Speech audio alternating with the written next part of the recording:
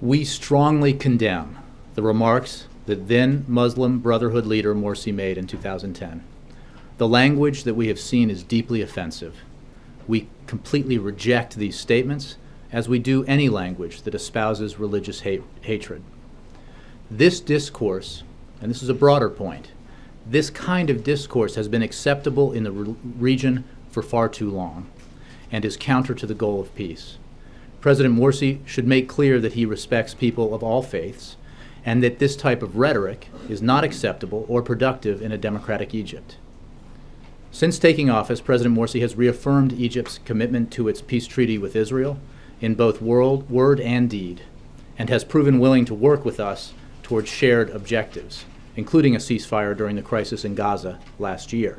These commitments are essential for our bilateral relations with Egypt, as well as for stability in the region. But we will always speak out against language that espouses religious hatred or encourages the use of violence, and we have raised our concerns over these remarks with the government of Egypt. Does the White House believe, though, that Israelis can trust Morsi to uphold his end of the bargain, given these comments? Again, we strongly condemn these comments, and we believe that President Morsi should make clear that he respects people of all faiths and that this type of rhetoric is unacceptable in a democratic Egypt.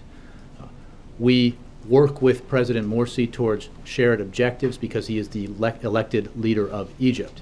He has demonstrated in word and deed his commitment to Egypt's peace treaty with Israel, and that's significant. And he obviously worked with us to resolve or to achieve a peace